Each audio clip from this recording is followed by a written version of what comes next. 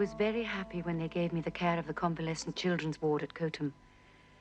But alas, I have just been brought back to the North Ormsby Hospital, and am sitting up tonight with a poor man who has got concussion.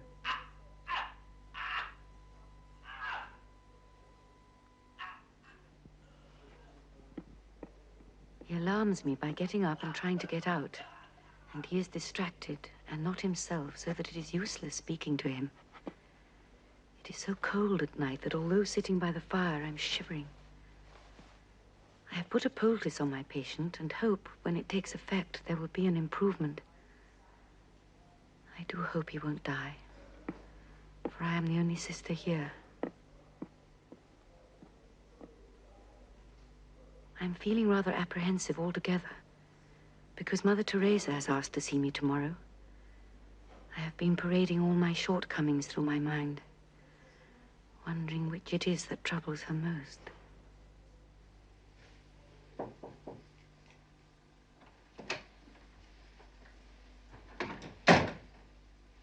You sent for me, Mother?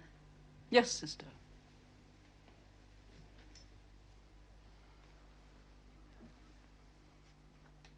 You know, I am sure, about the work we have been doing at the cottage hospital in Walsall. Yes, Mother.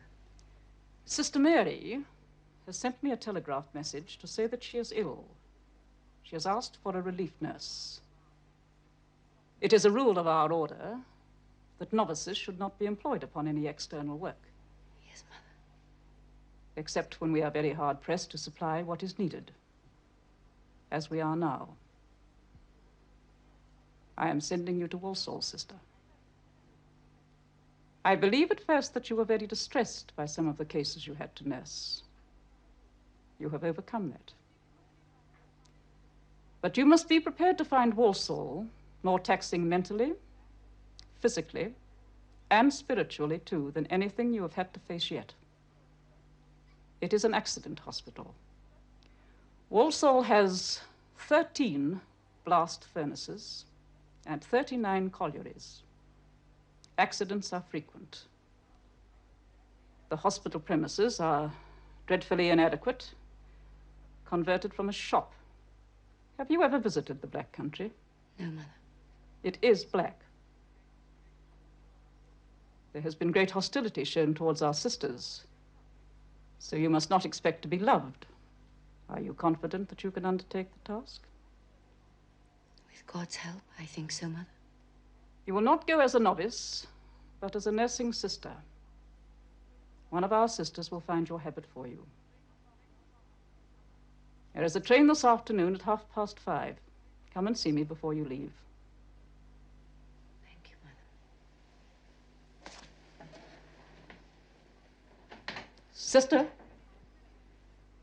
you may find many necessary things in short supply, but however hard conditions may be, you will not run short of our prayers. Thank you, Mother.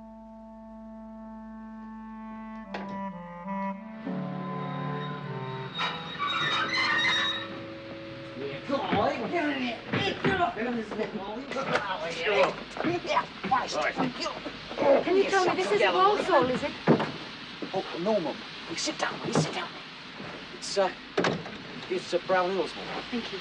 Is it the next station in the dark? It's so difficult to see the stations. It's Sheffield, Rishall, then Walsall. Hey. Hey, you! What business you got at Walsall? Pipe down, will you, man? He's a bit brimless, don't eat him. I'm going to nurse at the cottage hospital. That's it. It's one of them, sisters of misery. You best get back Hey, home. come on, man, sit down, will you? Pull yourself together. If I get you in that hospital, come in, they says. No charge, of course. Because why? They want your body for experimenting. And the sisters of misery don't let you out till they've saved your bleeding soul. You know, that's enough of that, Jack. It's as well I should know what's expected of me.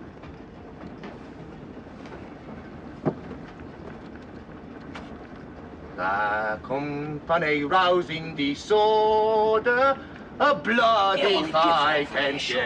I respect Kick, bugger, and fight was the word, boys, till the Walsall men subdued. But their spirit wouldn't be Jack. proud. That's a fine voice you've got there. Now, don't go walking on it till I tell you. You're managing all right, are you, sister? Yes, thank you, Doctor. Very well. Good. I'll be through in the ward if you want me for anything. Thank you. There you are. Now, I'd have kept you in bed here if we had a bed to spare. But I'll get a cab to take you home. And I'll come and visit you in a day or two to see how you're getting along. You'll visit me? Well, you wouldn't want to hop all the way here, would you? You don't recognize me, do you? I'm the bloke that swore at you on the train a few weeks back. Yes, I knew that the moment they brought you in. Well, I'm blessed.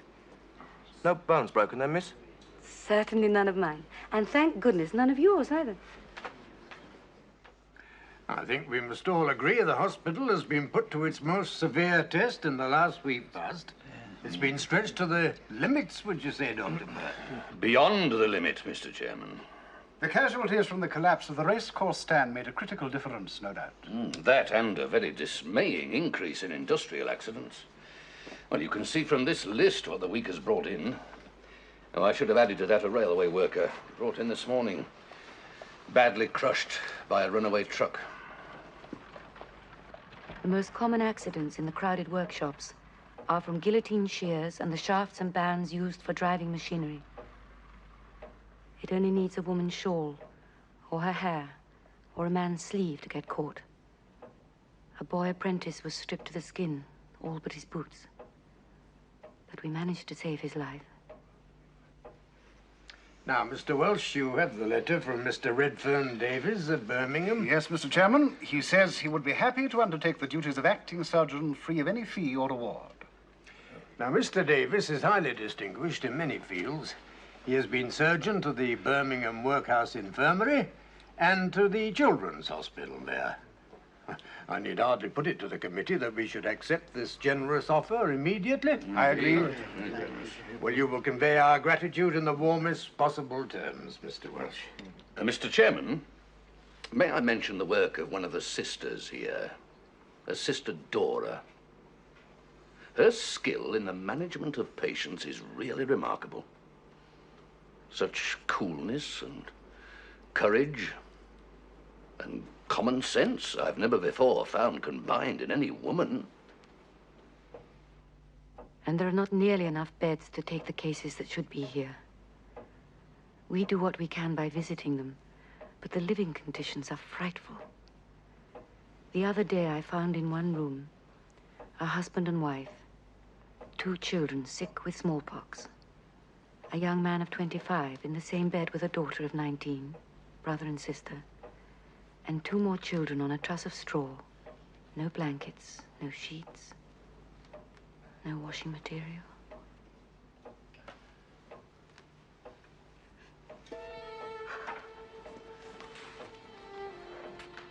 Are you not well, sister? Sister? Oh, I'm just a little shivery and headache. You haven't been looking yourself all day, you know. Not quite myself. Oh, you'd better come with me, my dear. We don't want you staying on duty if there's something wrong.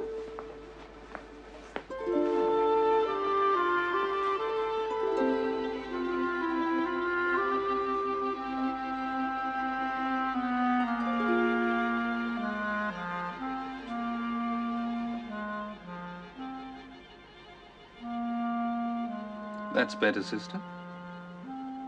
You're going to be yourself again now. Who have I been, then? Oh, you must explain. I don't know who you are. My name's Redfern Davies.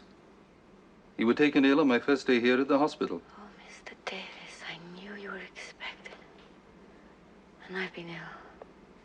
As if they didn't have enough to cope with. Oh, what a nuisance I've been. Only when you tore up the sheets, which the hospital appears to be short of. I did that. You seem to think you were making bandages. Oh, dear. Is that how you first met me, a demented female tearing up sheets? You know you've been very astute, taking the smallpox so lightly. That'll make you a great asset if Walsall should have a severe outbreak hereafter. Thank you. I was feeling so guilty. Now I feel quite virtuous. Very sensible. In a day or two, I shall prescribe a moderate course of conversation with a good doctor. How would that do? I always like to consult the patient about treatment. It would suit me very well. I shall look forward to it. So should. All right, sister.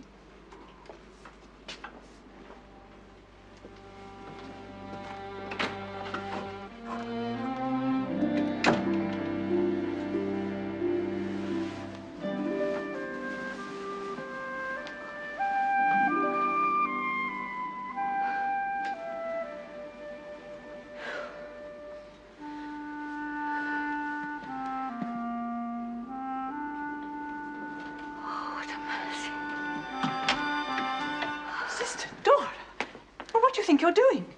Oh, my face isn't marked at all. Well, certainly it isn't. I could have told you that. You only had to ask. I just thought I'd look. Oh, I'm surprised at you.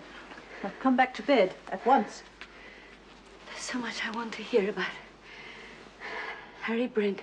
Now, is he still making good progress? Yes, he's quite... Oh, what's that? What's going on? We were rather expecting there might be trouble. Don't let it disturb you.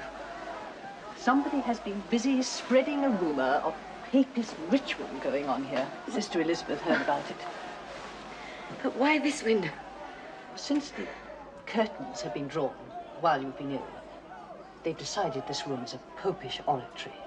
Oh. The statue of the Virgin Mary wearing a crown. Oh, silly. They're not the only ones with imaginary enemies. I wish I could speak. Nice. Yeah.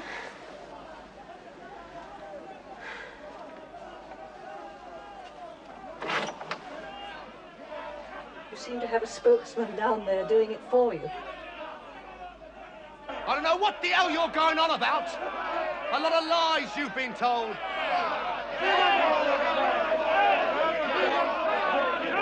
I know, because I heard what's right. There's no worshipping idols, nor such. No statue of a saint there, but a real blessed saint's in there. Sister Dora's in there, lying sick. I'm fair disgusted on the lot of you. Well, we was told different, Jack. Well, I'm telling you different again, right? The truth, instead of a pack of lies. And I'll thank you all to go off quick and quiet, and be bloody ashamed of yourselves.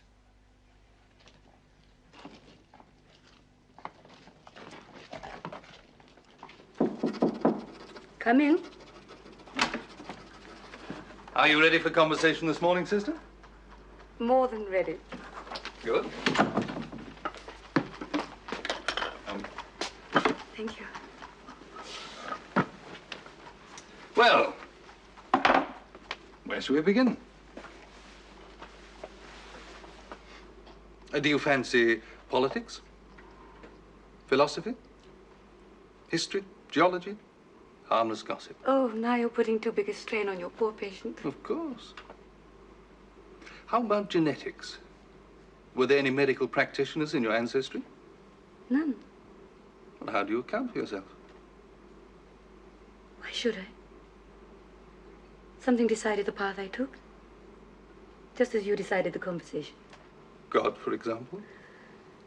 For a very good example. Supernatural selection doesn't convince me. Then I shall have to remain a puzzle to you. I made up my mind to nurse when I was 6. And when I was 12, there was an outbreak of scarlet fever in our village. An old woman I knew caught it, and one day I was passing her door, and I thought, I must go in and see how she is. She was all alone. So I sent a message home saying I was going to stay the night. And back came the answer, you have gone without permission. Do not come back till you are sent for. I washed her and nursed her and read to her. But she grew steadily worse, and the next night she died. I daren't go home without permission. So I was all alone with an old woman who had died under my care. I was tired and frightened and thinking over and over what more could I have done, longing to be shown and taught. And here I am, all those years later, still knowing only a fraction of what I need. Must helpless man in ignorance sedate roll darkling down the torrent of his fate? And the answer, I suppose, is on the whole, yes. Though in less ignorance than when Dr. Johnson first posed the question. And whatever I've learned is yours for the asking. You are kind, but incautious. I shall ask till you quite lose patience. That sounds to me like a challenge. And a challenge is what I most enjoy.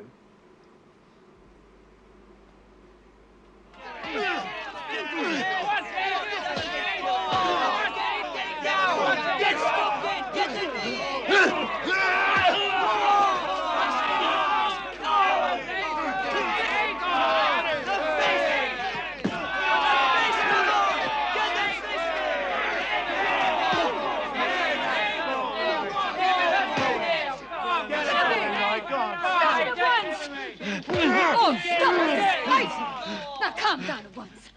What's the point of us looking after you in hospital if you go straight out and damage each other again? Doesn't it seem to you ridiculous? Ridiculous!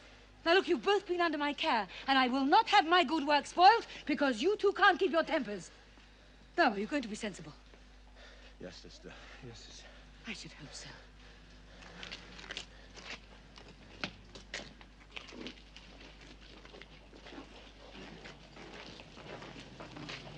Sister, you oughtn't to have done that. Either one of them could have broken your arm as easy as his backup point. They could, but they didn't. A compound fracture of the right arm. He was caught in a rotary machine. Metal dust and machine oil deep in the wound. I'm afraid nothing can save that arm. Amputation, sister. Sister, it's my right arm. I'd never get work after. Then what would become of the wife and kids? Doctor. Doctor, I believe I could save this man's arm if you let me try. Nonsense. Nonsense, not with that source of infection. I believe I could do it. Gangrene will set in a few hours. If we don't amputate, we shall lose him. Are you willing to let me try? Then I will try. With your permission, Doctor. If you choose to have this young man's death on your hands, I shan't interfere. But remember, it's your arm now. I've finished with the business. And don't come running to me for help. Thank you, Doctor.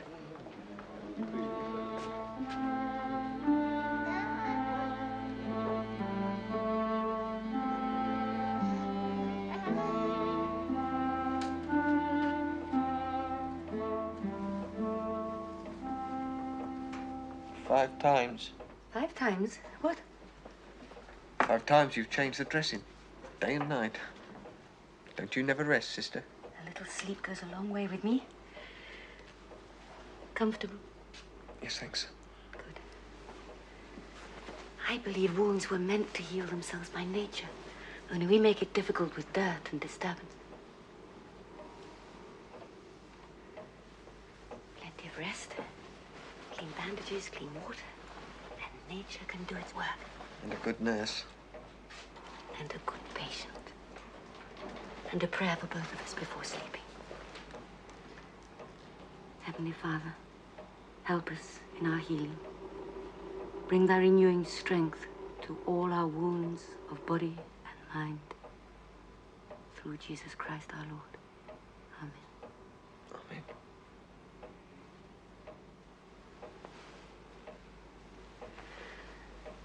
I'll look in before morning in case you're not asleep. Good night, Jim. Good night, sister.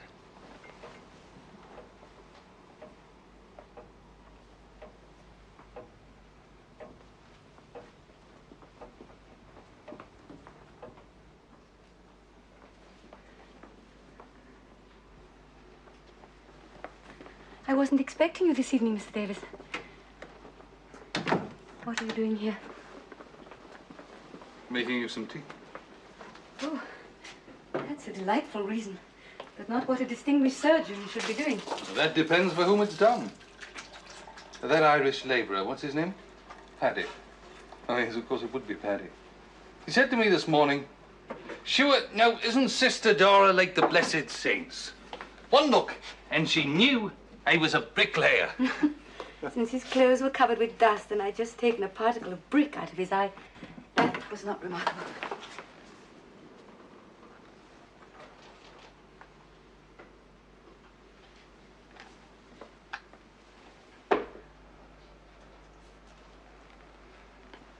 You can't say you're a mere nursing sister after the way you rode roughshod over Dr. Burton. Oh, I'm sorry. It was so important. Do you think I did wrong? By all standards of hospital etiquette and ethics, a mutineer.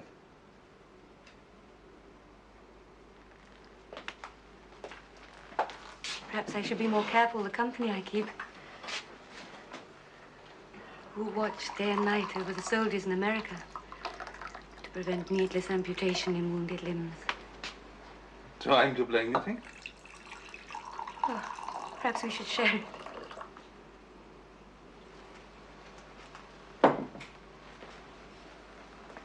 Shared blame. Shared thoughts. Shared experience. Anything you want. What more could I want? Without life brimming over.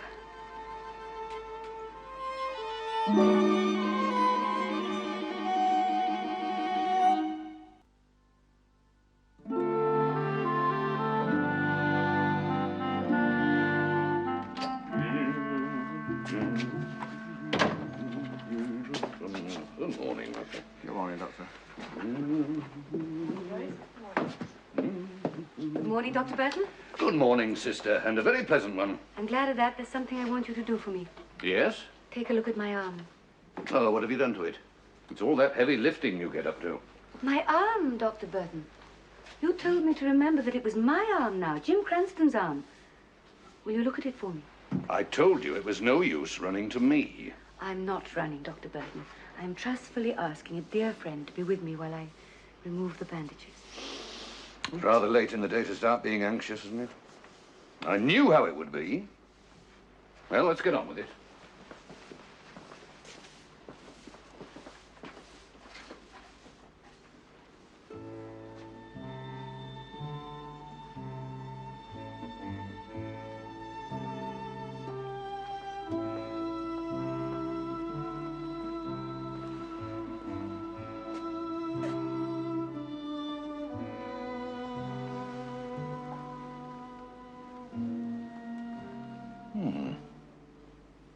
Good, healthy scar tissue.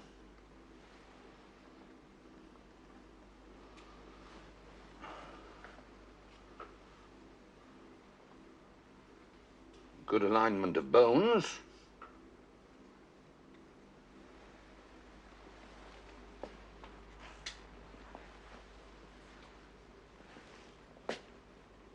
Upon my soul, you've done it, sister. Look, I can move my fingers. It's stiff, but Sister says that'll wear off. What do you think, Doctor? She saved it, man. That'll be a useful arm to you for many a long year. Well done.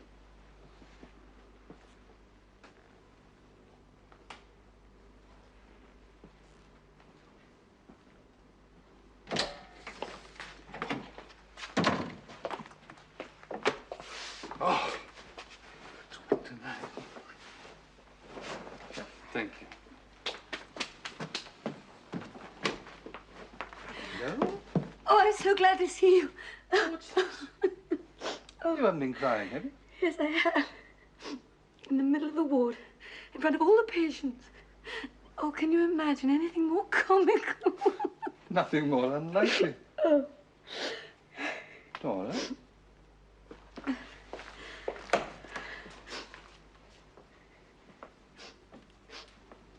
What's been happening? Oh, I suddenly felt so hopeless. You know Bob Walker, the one that was brought in with a compound fracture for fighting when he was drunk? Well, we sent him out this morning, swearing at the top of his voice that he'd never touch a drop of drink again. And this evening he came back, cut, bleeding, and roaring drunk. And by the waters of Babylon, I sat down and wept. The patients looked utterly bewildered, as well they might.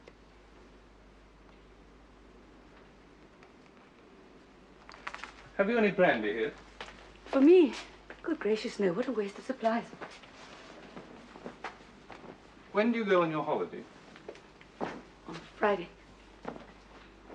A restful one, I hope. A happy one.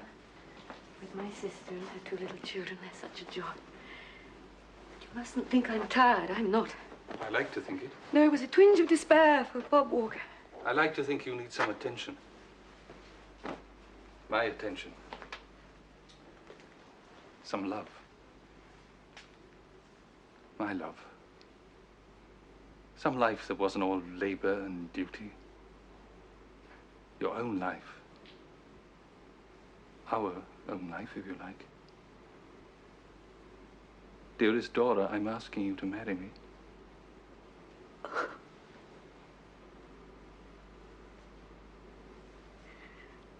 Nothing I've ever known has meant as much to me as that.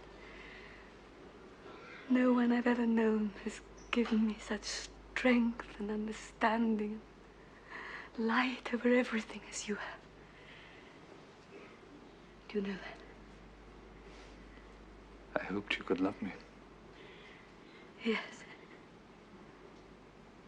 And your answer? Yes. It must be yes. Oh, surely it must be yes.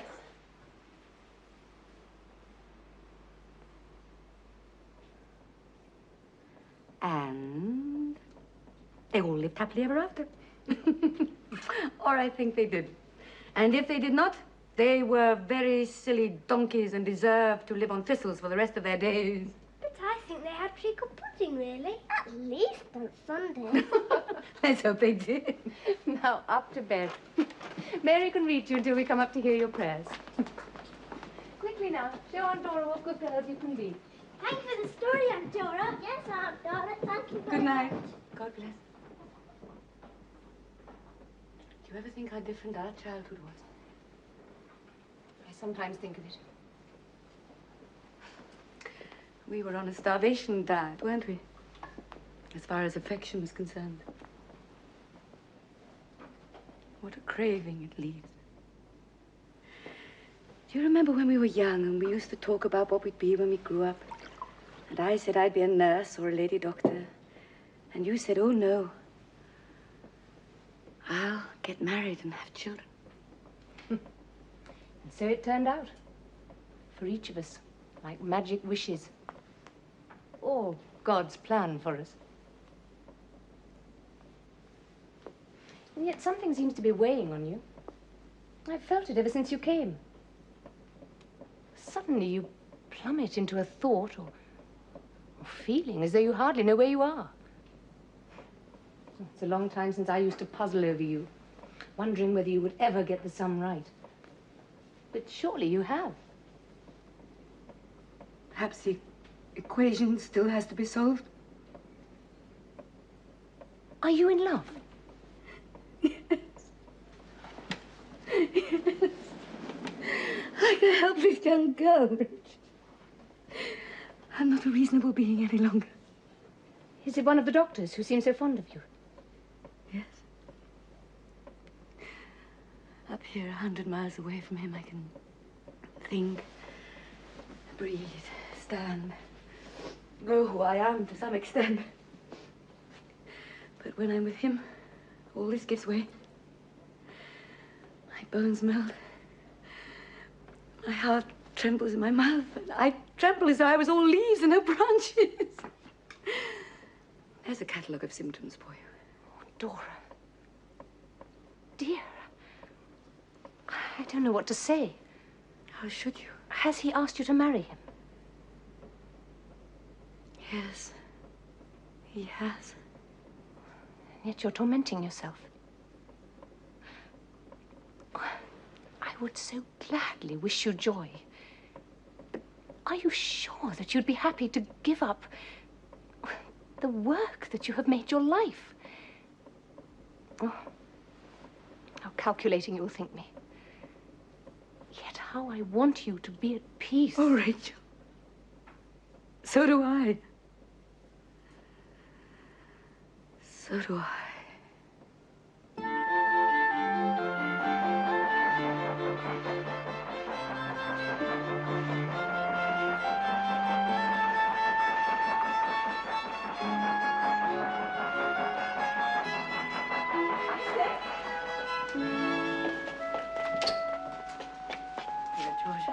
Welcome back, sister. We've been watching the clock for you. Oh, Sister Dora, welcome. Hello, Sister Mary. I know you could do with some tea, but before anything, could you just let them see your face round the door? Just so they know you're back and can sleep happy.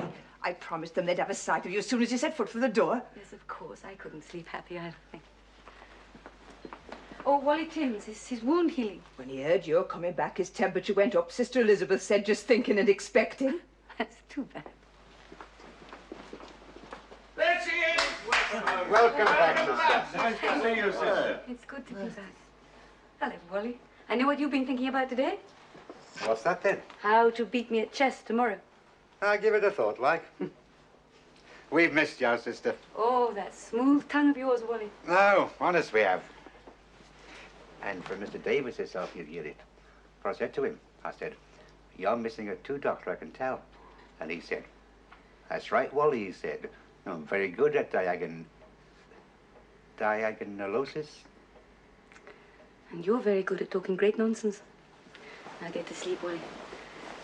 Dream's the best place to get rid of nonsense in the mind. Good night. Good night, sister. Good night. Good night, sister. God bless you all. Night. Thank you, Mrs. Harris.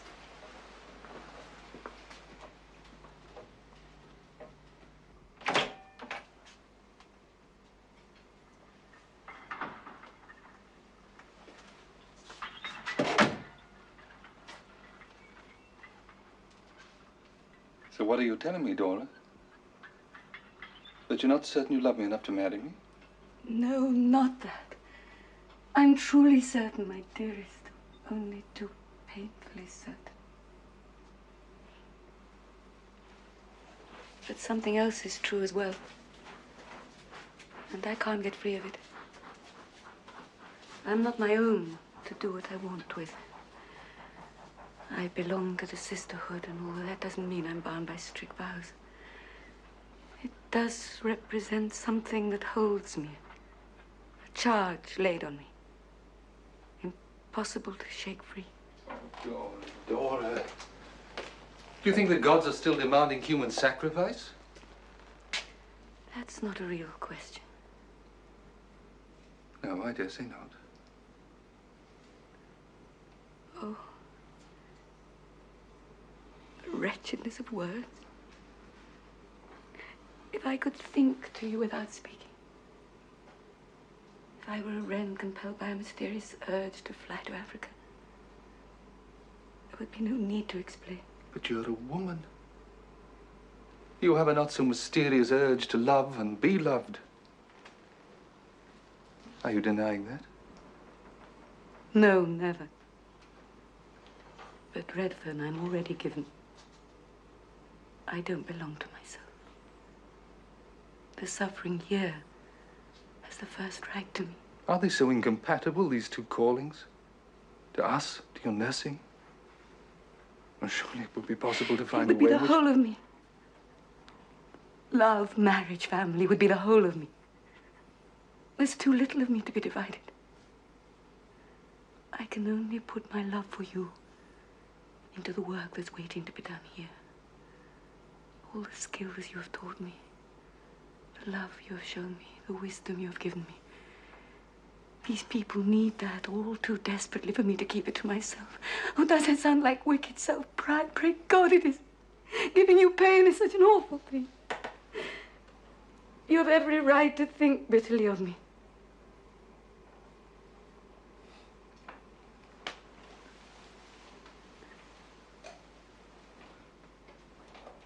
I cannot think of anything except I love you. To say any more would hurt both of us. Only does it have to be the last word? Will you never ask yourself that question again? No. No, never. Such a fearful battle can only be fought once. We must never speak of it again.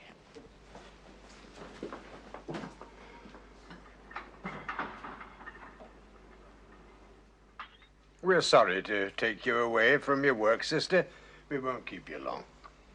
Are you sure you won't sit down? Quite sure. Stand and grow good, eh?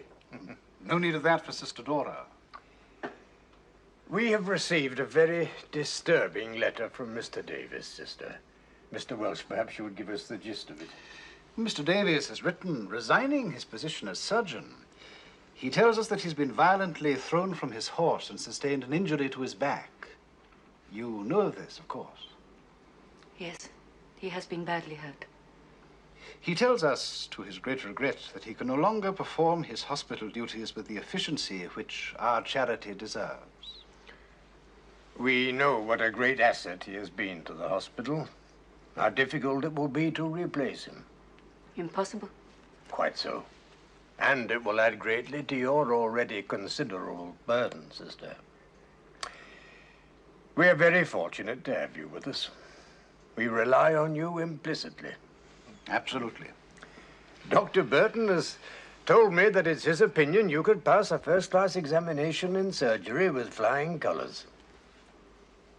It is well I will not be put to the test. I'm afraid I should sadly disappoint him. Every day I have to unlearn and learn again. If that's all, gentlemen. Yes, of course. We won't detain you again. Thank you.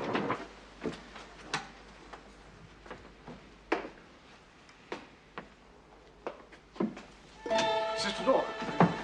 Sister Dora.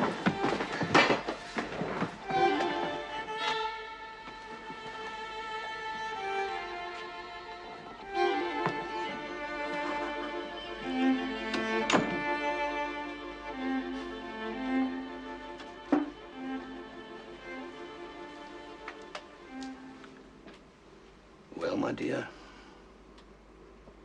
I was not so far out in what I thought. The other fellow bears me out. That we have blood poisoning here. Pyemia. And the toxic effect could spread very fast. I think you may have to reconcile yourself to the loss of the leg, you know. You may have no choice if you want to get well. Life is not so important to me that it's worth losing a limb for. Your exhaustion says that now, but when it's done, you'll remember how much life means to you. Perhaps. All the same, kind Dr. Burton, we will let things take their course.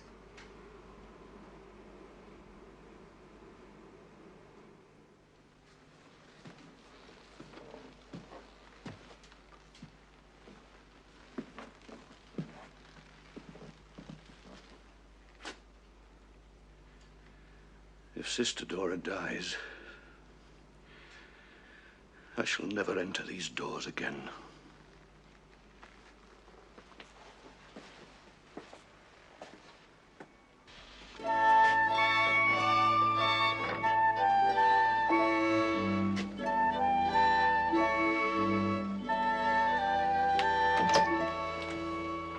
Afternoon, sister. Good afternoon.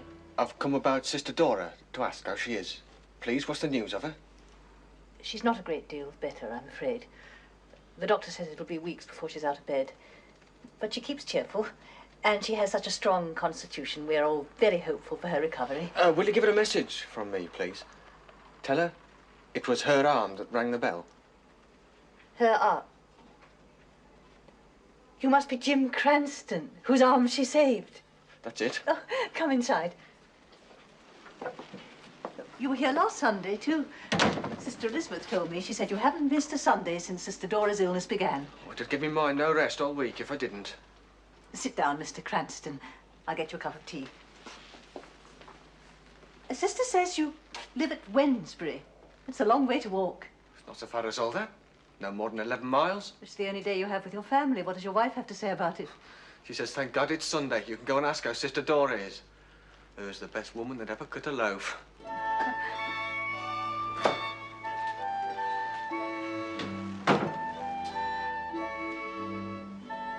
It's very good of you, Mark, to have made the journey to visit me. We seem to have drifted apart over the last few years. I can't say I've rejoiced at the twists and turns of your life, but naturally I have kept a fondness for you. Your illness distressed me. Thank you, dear brother.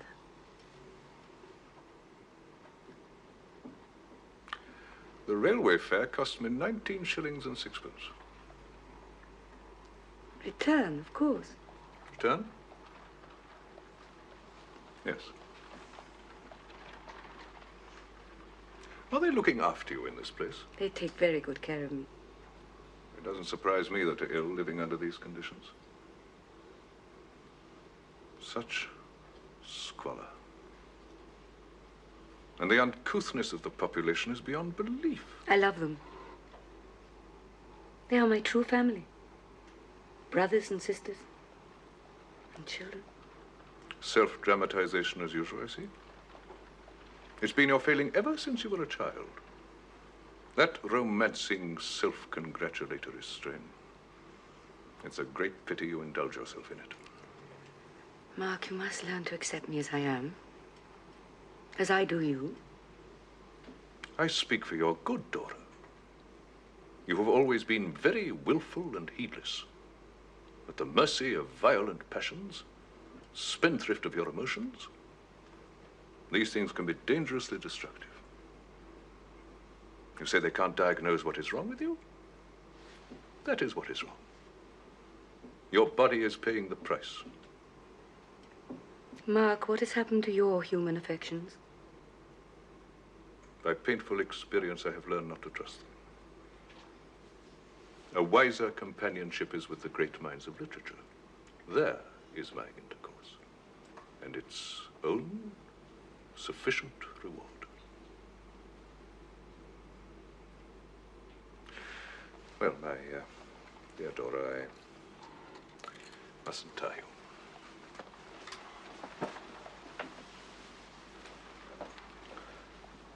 I shall anxiously await news of your improvement. Thank you, dear brother. Yes.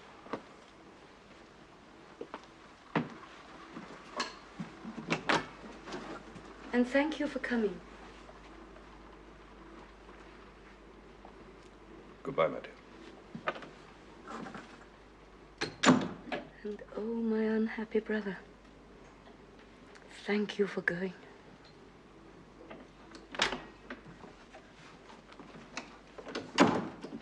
Well, sister, are you ready for a nice sleep now after all the excitement?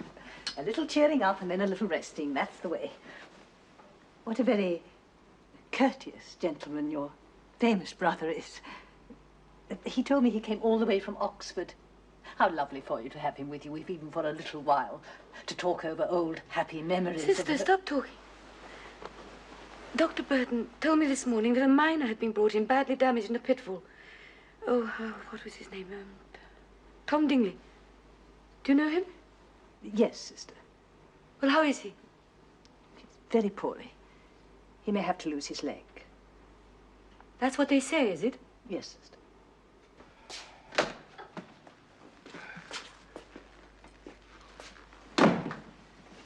Sister Dora? Is it you? Sister Dora?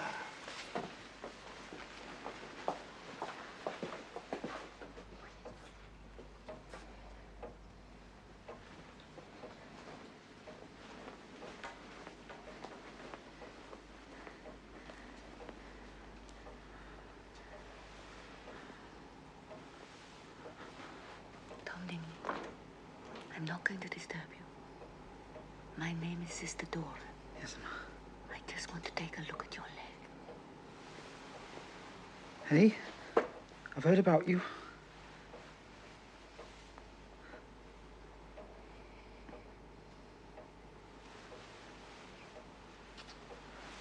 Don't worry, Tom. You'll be all right.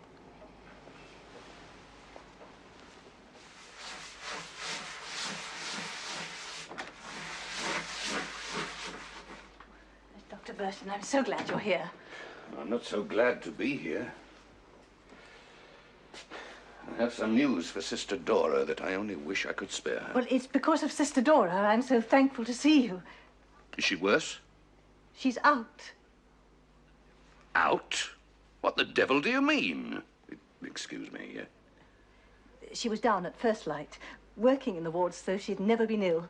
Then she ordered a cab through the rain to visit a railwayman with a poisoned foot. Isn't that a miracle? Extraordinary. Paralysis ending so suddenly, so totally. Could it have been only in the mind? Mind acting on body?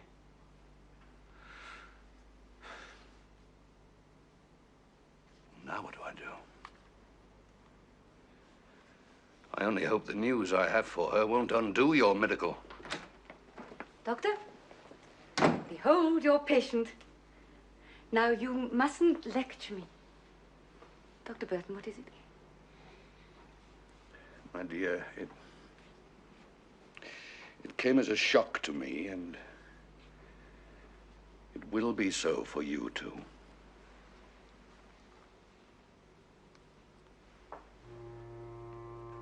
We regret to record the death of this gentleman at the early age of 32. He died on Sunday morning last, the 3rd of March, at the residence of his father, Dr. Bert Davis, at Edgbaston, Birmingham. To his friends, apart from his abilities, he was especially endeared by the independence of his character and the truthfulness of everything he did.